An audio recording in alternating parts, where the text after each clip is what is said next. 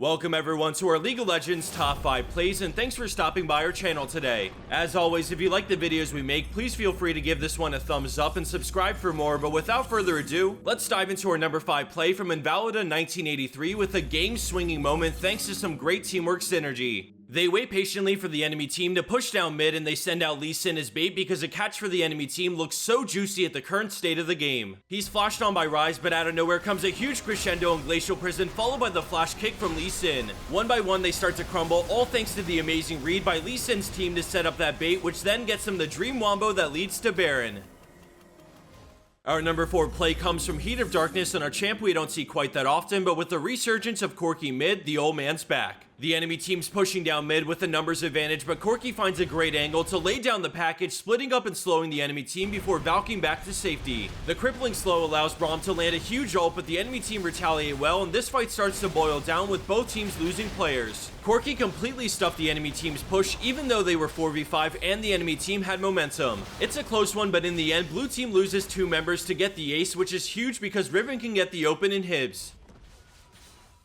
Coming in at 3rd place, we have Jger for Sedge on Viktor with some intense kiting and fighting in a team fight. His Leona blindsides the enemy Ekko for a quick and easy kill before he can chrono break, but now they have a Maokai in their face, so he starts to kite back with the speed up from his empowered Q. Maokai does this thing and pretty much takes next to no damage, but a nice laser hits too as the enemy team clobber Jhin, but Viktor gets one back with a quick animation cancelled Siphon power. The gravity field dissuades them from chasing any further, but Viktor's ultimate is coming back up, so they stick around and heal up. He looks for poke, finding some damage, but then his Leona gets jumped on, so he moves in, dropping Chaos Storm on all 3, and then having it follow Ezreal until he can flash in and auto, so the last take does the job. A final animation cancel Q picks up his 4th kill, and just in time before the stun.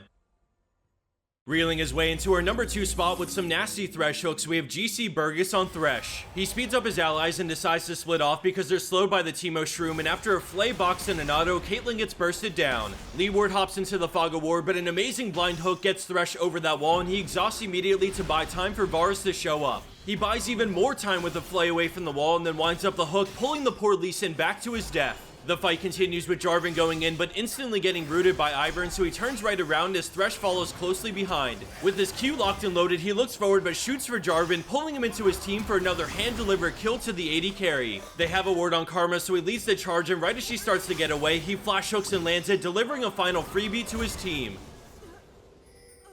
And for our number 1 pro play for this week, we have KopiSiuDai on Kog'maw, and credits to his Braum as well because they make this play as a duo. The Winter's Bite lands, and Kopi follows up with some rapid-fire auto attacks that trigger the stun and burst him down. Corki valks away, but Kog'maw shoots out a living artillery and then flash autos right before losing the bonus range from his W. Malphite gets stunned, and Kog'maw kites while weaving in his ult E and Q as Braum's ult locks him up. I paused it here because we're in a crucial moment of this play where the enemy team will be able to close the gap on Kog'Maw, but Braum's shield, the exhaust and Braum's passive combined with Hurricane allows multiple stuns to proc instantly for the pentakill.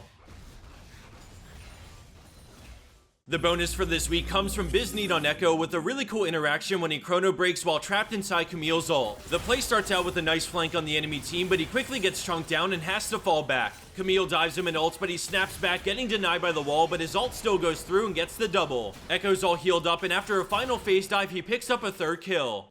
Thanks for sticking around until the end of the video, and before you head out to another, I just wanted to throw in a quick mention for anyone looking for a new headset or maybe a backup you can use on the go. The Cloud Stinger is super cheap as far as premium headsets go, and we have a promo link in the description box that'll take you there where it's only 50 bucks. It's a super good value headset that'll last you forever, and it works multi-platform, so I highly recommend it for yourself or a friend. I've tried every headset HyperX makes, and this is by far the best budget headset, but even for their lowest low in terms of price, it's definitely comparable to the higher ups. Thanks for listening to the shout out. It means a lot if you stayed until this point, and as always, I hope you have a wonderful day and take care. We'll see you next time.